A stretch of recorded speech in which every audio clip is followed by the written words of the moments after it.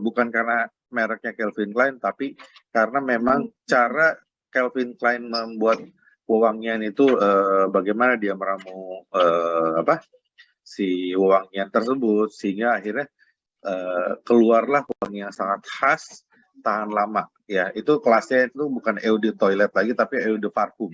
Dimana kalau udah eau de parfum itu, pasti wangi, tahan lama dan kalau harga udah pasti mahal, gitu ya. Dan sekarang kamu lihat sejauh-jauh ada di tangan kamu juga bisa lihat, cek aja Calvin Klein. Itu harganya ada yang 10.000, ada yang 20.000 per 10 mili ya, kalau gitu. Kenapa? Ya karena ada teknologi nih. Dengan alat spektrofotometri massa ini, kita bisa tahu senyawaan apa aja yang menjadi penyusun si parfum tadi, gitu ya. Itu salah satu aplikasi di dunia nyatanya, ya. Selanjutnya lagi di dunia forensik, ya. Dunia forensik seperti kita tahu itu ya kalau misalnya kita dengerin forensik pasti ini polisi nih gitu ya. Padahal nggak selalu polisi yang menggunakan forensik itu, tapi perusahaan juga misalkan dia ingin mengetrace apakah produknya dipalsukan gitu ya. Nah itu kan dia menyamakan antara produk palsu dengan produk yang asli. Itu kan forensik ya. Bagaimana dia mengumpulkan bukti-bukti ya. Nah, oke, kita ambil yang polisinya dulu deh. Bagaimana polisi membuktikan misalkan di TKP tempat kejadian perkara ada bercak darah gitu ya. Terus ada sobekan baju, ada sobekan atau ada sehelai rambut. Nah, salah satu alat yang mumpuni untuk ngetrace sampel-sampel tadi adalah dengan spektrofotometri massa. Kenapa? Karena dari spektrofotometri massa itu kita bisa dapat informasi senyawaan apa yang ada di dalam zat-zat yang tadi, misalkan tadi sobekan baju, sehelai rambut, terus bercak darah gitu ya. Nah dari situ kan bisa informasi lanjutan, misalkan dari sehelai rambut itu kita tahu ini dia pernah mengkonsumsi metamfetamin. Nah berarti kan dia berarti pemakai nih. Karena metamfetamin itu salah satu obat yang dilarang gitu kan, itu sabu-sabu lah ya kalau metamfetamin itu ya. Atau misalkan dari situ dia ketahuan dia ada residu kreatin di situ. Kalau yang nggak tahu kreatin adalah salah satu vitamin yang digunakan oleh para bodybuilder ya. Dia kalau mau bentuk ototnya itu pakai kreatin. Nah itu bisa terbaca di situ. Nah kenapa alat ini sangat mumpuni ya, spektrofotometri massa ini tadi karena dia menggunakan suatu teknologi di mana dia menggunakan ion source ya, ada sumber ion, nanti dia nembak apa? Ini misalkan ada sampel, ada molekul masuk ke dalam sistem, ditembak oleh ion, ionnya itu akan pecah ya. Nah, ion itu kan ada ion inti, ada kalau kita pernah dengar itu ada neutron, ada yang positif, ada yang negatif ya. Nah, nanti jumlah ion-ion itu akan diketahui dari hasil tembakan tersebut, sehingga kasarnya gini, ketika kita mukul palu ya, mukul batu dengan palu ya, si batunya kan pecah, di sekitarnya tuh ada serpihan, tapi ada pecahan yang paling gedenya ya. Nah itu secara kasarnya prinsip dari si spektrofotometri massa itu seperti itu. Jadi seperti kita memukul batu, si batu tersebut pecah, ada pecahan yang utama dan dikelilingi oleh serpihan-serpihan pecahan yang lain. Begitu juga dengan spektrofotometri massa. Ketika ada suatu senyawaan masuk dalam suatu sistem spektrofotometri massa, ditembak oleh ion source-nya, dia akan terpecah. Nanti ada ion induknya dan ada pecahan-pecahannya. Ya, oke. Kita lihat apa sih ya. Definisi dari spektrofotometri massa adalah suatu teknik analisis berdasarkan pemisahan berkas ion-ion yang sesuai dengan perbandingan massa dengan muatannya. dan pengukuran intensitas dari berkas ion-ion tersebut, ya. Terus selanjutnya, prinsipnya apa? Prinsip dari kerja spektrofotometri massa adalah menghasilkan berkas sinar kation dari zat, menghasilkan berkas kation menjadi bentuk spektrum massa M per Z, ya. Ini sangat kalau kalian berbicara tentang MS, pasti orang bilang M per Z-nya berapa, ya. Artinya apa? Berkas kationnya dalam bentuk spektrofotometri massa, ya. Dan dia juga dapat mendeteksi nilai massa relatif, kelimpahan isotopnya atau intensitasnya. Artinya, kalau secara kualitatif ini dia bisa tahu, oh ini senyawaan apa, dia apa namanya, ya kayak tadi, oh dia adalah metamfetamin, oh dia adalah kreatin, gitu, ya. Ini dari mana? Dari M per Z-nya, karena M per Z-nya itu nanti akan sama dengan nilai BM dari suatu senyawaan, ya.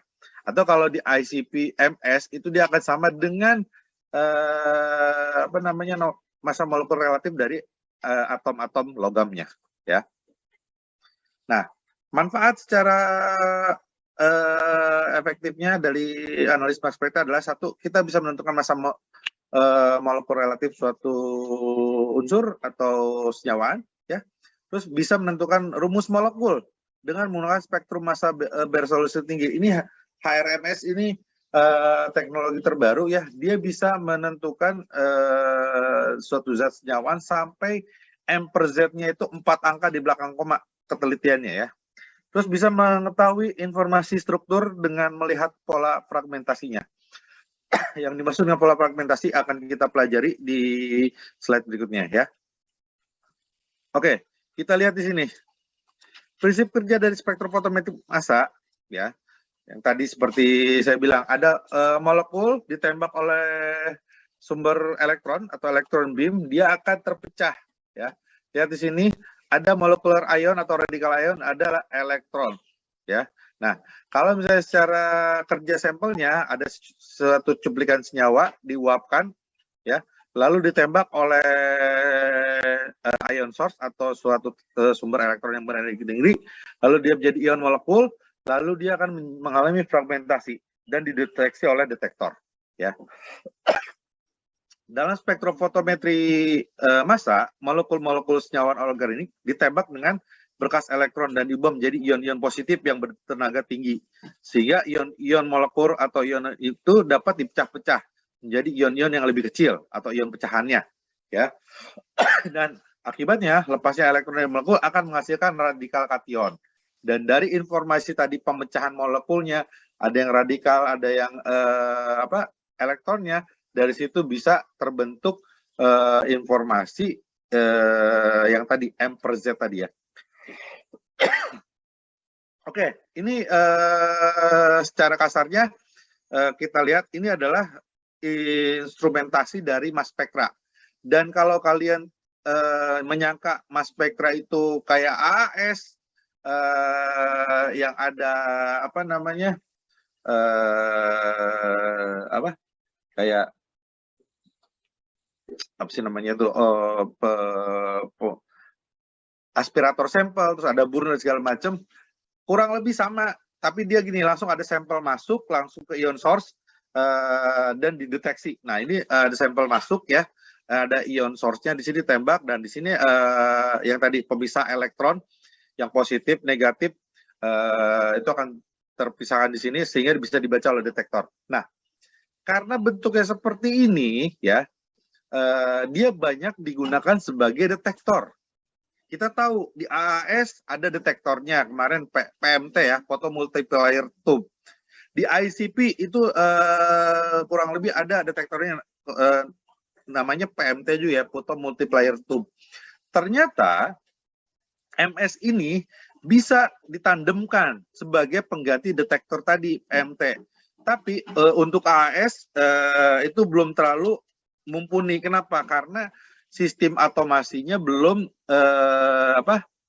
belum terlalu sempurna, ya, sehingga dia masih banyak mengandung noise dibandingkan dengan kalau misalkan kita menggunakan ICP untuk automasinya, sehingga begitu masuk ke dalam sistem MS lebih murni atau lebih resolusi itu lebih tinggi untuk mendeteksi ion-ion dari unsur-unsur logam, ya. Nah, itulah kenapa digunakan ICP sebagai untuk automasinya, dan nanti deteksinya dia menggunakan detektornya MS.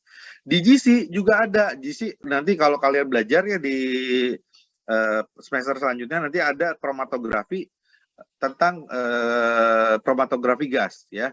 Ada detektor namanya FID, TCD, dan beberapa detektor lain.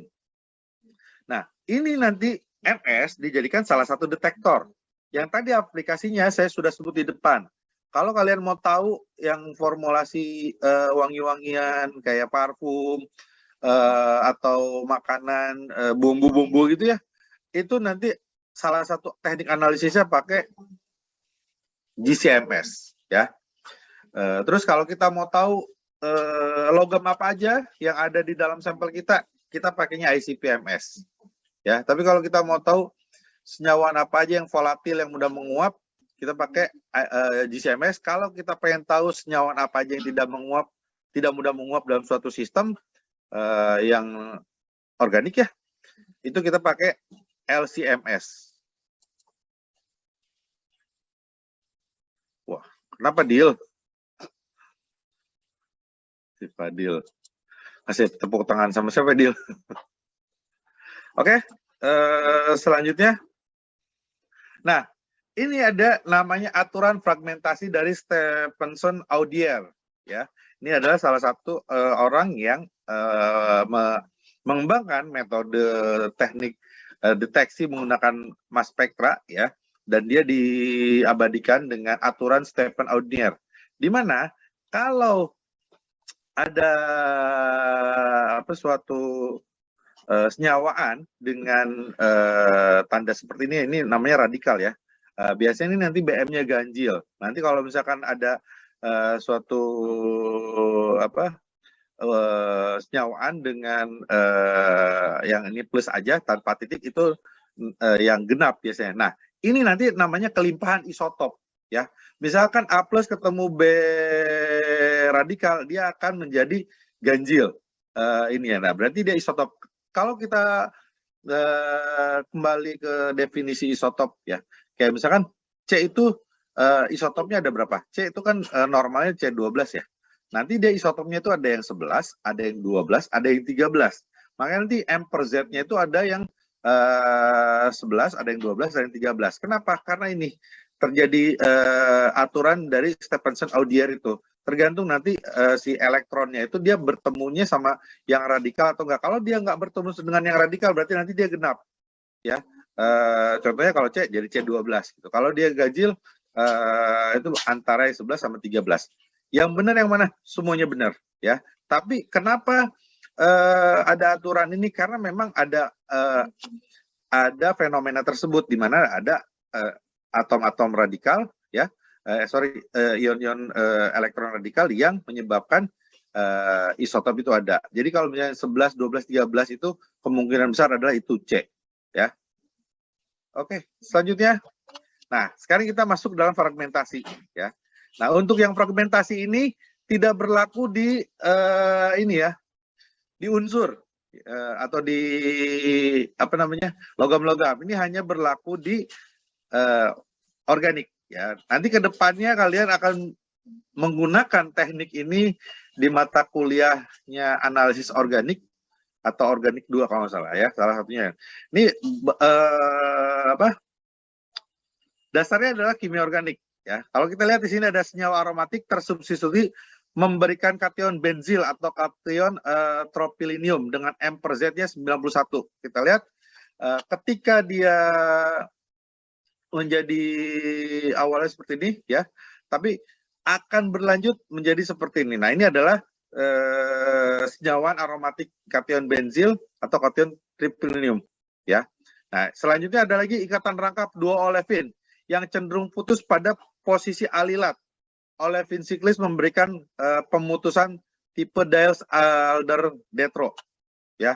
Nah, ini kan kalau lihat dari sini, kenapa H2 ini C dalam posisi H2 ini lebih cenderung menyerang elektron yang ada di R Terus kenapa dia nggak menyerang dulu yang yang pasangan double bond ini ya?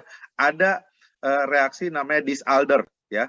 Kalau kalian belajar waktu kimia organik 1, nah fenomena ini akan terjadi ini adalah fenomena reaksinya disalder ya.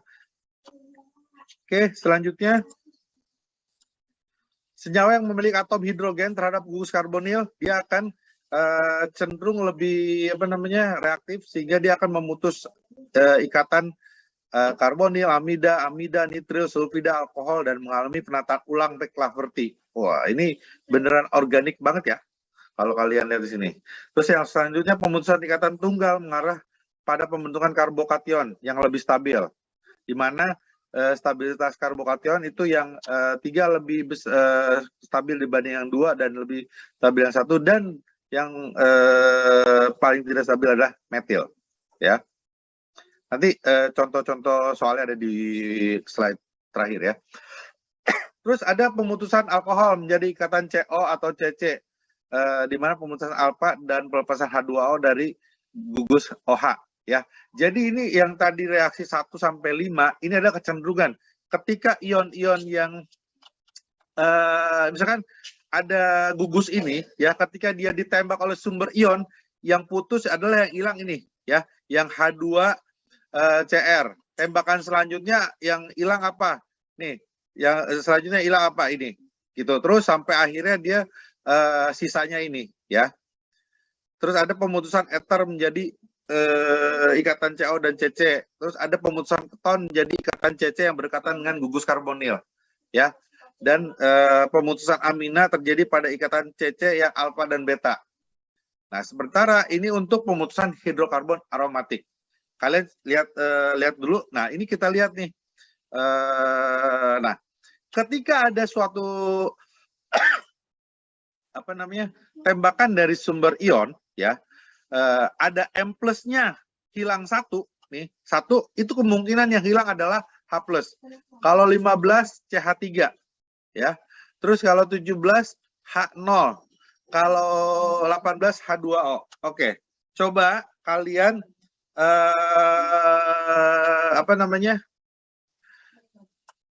saya kasih suatu contoh, misalkan ya, saya punya rumus CH3OH ya.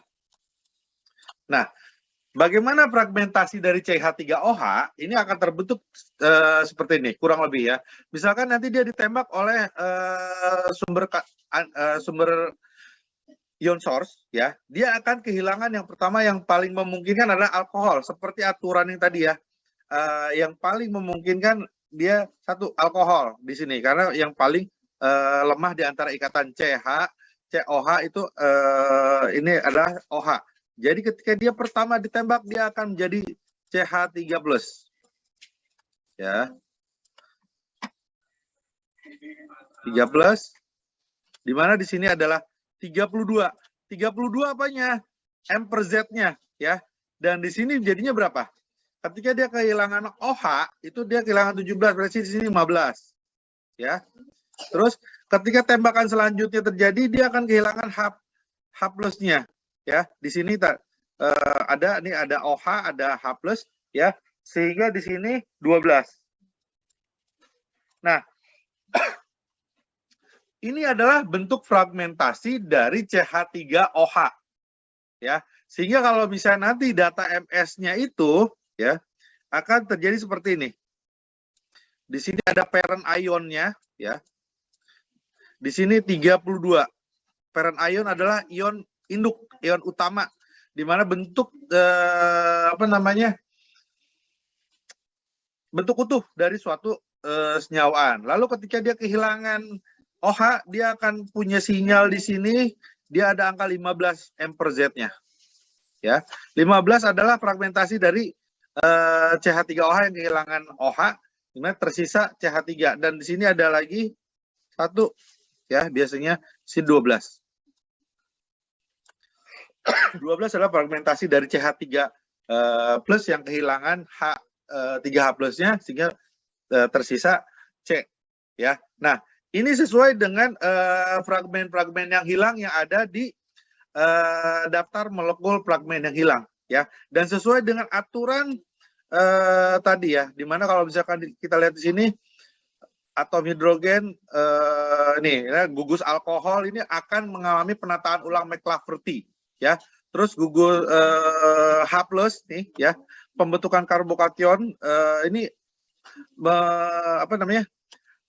Fragmentasi ini mengikuti kaidah-kaidah di 9 kemungkinan 11 kemungkinan fragmen yang hilang, dan di sini didapatkan daftar. Nah, kalau kalian mau tahu daftar yang lain silakan cari literatur yang lain, tapi ini saya berikan salah satu yang umum ya, banyak digunakan dalam dunia nyata gitu ya, dan ini sangat berkembang informasinya. Oke, sampai sini ada yang mau ditanyakan? Bapak izin bertanya. Silakan. Mangga. Suaranya Pak, mana? Saya Pak. Iya, sok Nadia. Berarti ini untuk kan tadi Bapak bilang ya CH3OH itu dia yang keputus duluan itu OH. Berarti ini pemutusan itunya nggak ikut yang aturan urutan M ini ya Pak? Enggak, bukan ikut tadi yang 1 ke 2 gitu, enggak. Tapi ini adalah di antara ikatan CH. Ini kan kalau CH itu CH3OH bentuknya gini ya. C, sini H, sininya OH kan? Ya. Nah, di antara ikatan C sama H sama COH itu yang paling rentan terputus pertama adalah ini ya, sesuai dengan aturan yang tadi tuh mana di McLafferty tadi ya, kelewat, sorry, yang ini nih.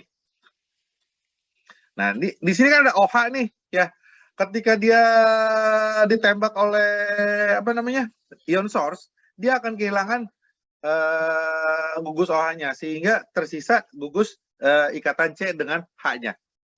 Gitu, Nat. Ya. Baik, Pak. Terima kasih. Oke, silakan yang lain. Ya, Pak, saya pengen izin bertanya, Pak. Silakan, Pik. Jadi saya ingin bertanya di instrumen ini tuh ketika udah selesai di analisis itu hasilnya ini kita harus hitung sendiri atau udah otomatis, Pak? Udah otomatis, nanti saya tunjukin datanya ya. Oke, Pak. Otomatis ada. Dan sangat powerful, mumpuni banget dah pokoknya ya. Oke, ada lagi yang lain? Oke, kalau nggak ada saya lanjutin dulu ya. Ini ada beberapa contoh ya, fragmen-fragmen yang hilang. Dan ini ada contoh. Nah, ini datanya Fik. Begitu kamu nanti masukin ke dalam GCMS, datanya akan seperti ini ya. Nah, tadi saya bilang ini adalah parent ion ya. Parent ion. Molekul ion atau ion utuhnya dari mana? CH3, CH2, CH2, CH2, CH3 apa tuh? Ada yang tahu nggak ini?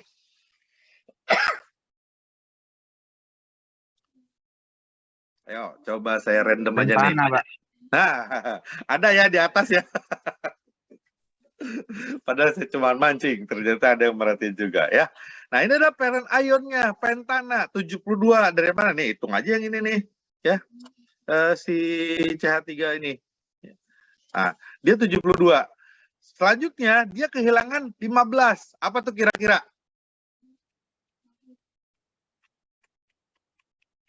Ada yang tahu? CH3, Pak. CH3 ya. Terus dia kehilangan lagi 15. 43 tuh ya. Kehilangan lagi terus. Dan ini adalah fragmentasinya yang paling memungkinkan. Ya. Nanti begitu kamu kita injek ke dalam GCMS, yang keluar itu data ini ya. Ini adalah data yang keluar dari GCMS ketika kita menginjekkan, oh ini suatu senyawaan gitu ya. Keluarlah data ini. wah dia adalah Pentana. Tanpa kita harus, kalau di AS kan kita harus punya standarnya ya. Kalau ini nggak usah nginjek standar atau nggak usah analisis standar, kita udah tahu database-nya secara kualitatif. Ya, untuk kuantitatifnya kita tetap butuh yang namanya standar tertelusur, ya, CRM ataupun SRM. Ya, ini adalah salah satu contoh dari fragmentasi N-pentana. Ya, oke. Nah, ada lagi. Nah, ini pola fragmentasinya masih dibahas N-pentana ya. Bagaimana dia kehilangan CH3 yang pertama, lalu CH2 ya, dari 15 terus 29 dan selanjutnya gitu ya. Ini sesuai dengan pola apa namanya tadi, gugus-gugus yang kemungkinan hilang ketika ini ditembak oleh ion source ya. Oke, contoh selanjutnya adalah spektrum massa 2-metil butana ya, CH3 CH3 CH2 CH3 ya. Ini parent ionnya sama-sama 72. Nah, tadi kan pentana, ini butana. Dia bisa membedakan apa namanya, lihat nih. Gugus apa namanya ini? Ada yang tahu nggak ini gugus kalau bentuk L ini apa?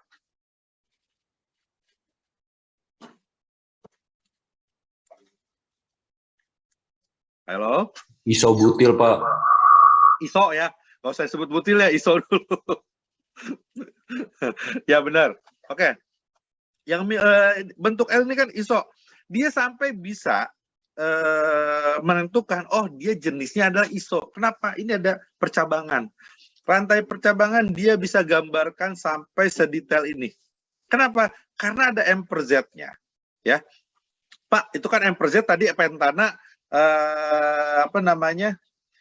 72, ini 72. Oke. Lihat fragmentasinya ya. Lihat di sini 72 jadi 57, di sini 72 jadi 57. Sama-sama kehilangan CH3 ya. Tapi lihat yang selanjutnya, dia dari 57 jadi 43 ya.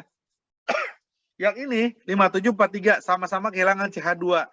Yang selanjutnya masih kehilangan 29 jadi 29. Yang ini 29, yang terakhirnya 15 jadi 15. Apa yang membedakan antara fragmentasi N-pentana dengan isobutil 2-metil butana atau tadi isobutil butana ya. Ayo, silakan. Ada yang bisa jawab? Saya kasih hadiah.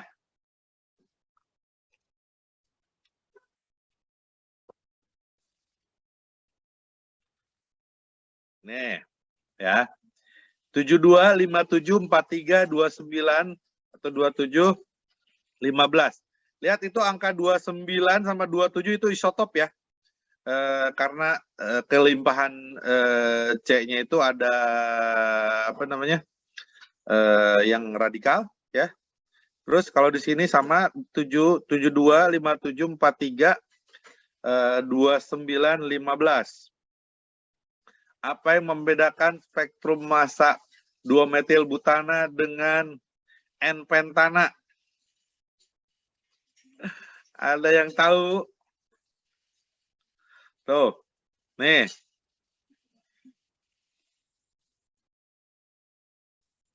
Nih. Isotopnya, Silakan. Mbak. Silakan. Ya, Pik. Isotopnya bukan, Mbak. Isotopnya. Isotopnya, coba jelasin, Pik. Ya, kalau dilihat secara visual ya itu 29 di bawah, Pak. Hah? 29 di bawah. 29 di bawah, yang 27 di atas. Coba kita lihat yang tadi. 29 di atas. Iya. Kenapa tuh? Yang kurang tahu, Pak. Oke, tampung dulu. Yang lain? Ketinggian peaknya nggak sih Pak yang beda panjang pendek si relatif Boolean? Oke, tampung dulu. Silakan yang lain. Ibu-ibunya nggak ada suara nih, ibu-ibu.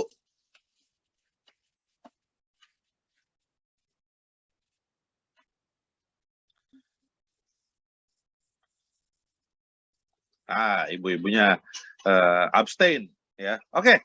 Nah, ketika kalian menemukan gini, ini ada 2 senyawaan ya. Dua-duanya mempunyai massa molekul relatif yang sama, ini sama-sama 72 nih. Pak, itu yang mana? Ya. Yang paling memungkinkan itu lihat nanti fragmentasinya. Pak, ini fragmentasinya mirip loh. Nah, inilah di sini kejelian kita dalam membaca data ya. Kita lihat di sini yang si 2-metil butana dengan N-pentana itu dia nanti kita lihat massa molekul ionnya, terus abundance-nya ya. Abundance apa sih abundance? Abundance itu intensitas dari peak-nya ya. Tadi ada yang bilang Pak itu tinggi peak-nya. Ya, salah satu yang berpengaruh ya. Tapi di situ juga nanti kita lihat pecahan-pecahannya. Kayak si kenapa di sini 43 ya. Dibandingkan 43 di sini sama-sama paling tinggi, tapi lihat deh yang 57-nya ya di sini rendah, tapi di sini tuh tinggi banget lah. Itu yang menyebabkan ini adalah si metil butana. Kalau dia si abundance-nya itu kecil, itu adalah si N-pentana. Kenapa? Karena ketika si metil butana ini ya istilahnya kestabilan si ininya itu lebih tinggi ya ininya nih, sehingga abundance-nya dia lebih terbaca lebih tinggi dibandingkan abundance-nya si N-pentana.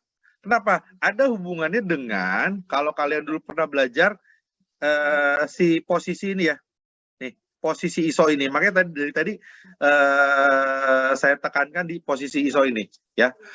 Posisi ISO itu memberikan yang namanya pengaruh sterik atom. Ada yang ingat? Gaya sterik, bukan asterik ya. Ferry Wijaya. Iya, Pak. Ingat nggak gaya sterik?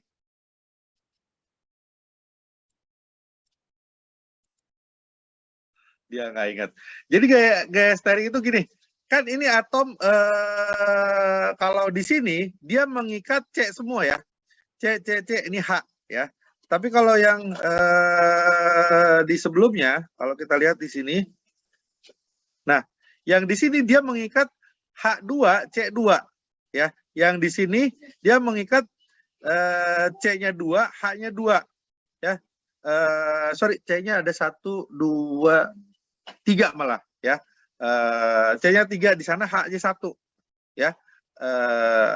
H-nya 2, C-nya 2 di sini, C-nya 3, H-nya 1. Nah, itu yang menyebabkan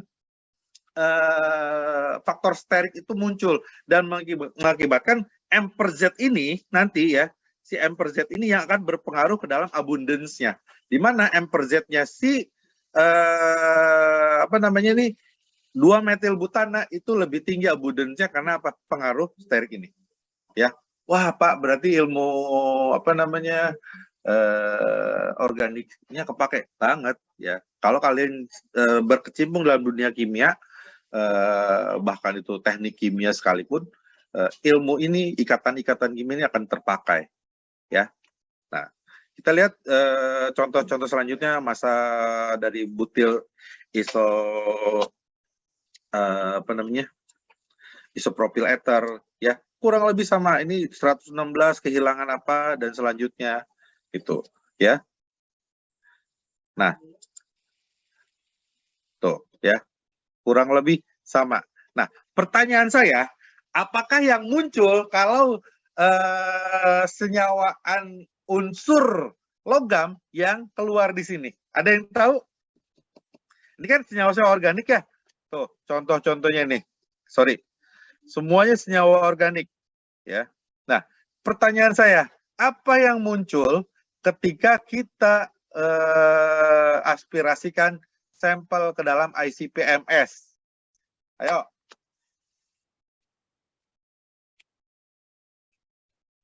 Jadi nggak kebaca, Pak. Ya kebaca tuh. Ya kalau nggak kebaca ngapain ada alat itu, Nat? Si Nadia. Informasi apa yang muncul? Ini kan kalau ini di GC ya. Ini di GC-MS nongolnya kayak gini apa? Ini ada senyawa-senyawa organik. Di GC, di GC-MS, LC-MS nongolnya ini. Struktur-struktur kayak gini. Senyawaan organik. Tapi apa yang muncul ketika kita masukin sampel yang mengandung logam ke dalam ICP-MS? Ada yang tahu? Ayo.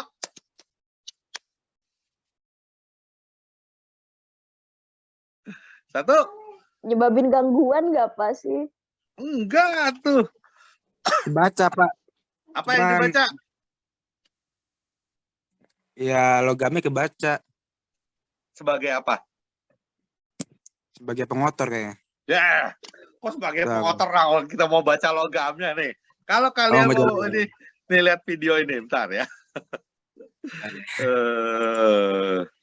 Ini yang terjadi ketika kita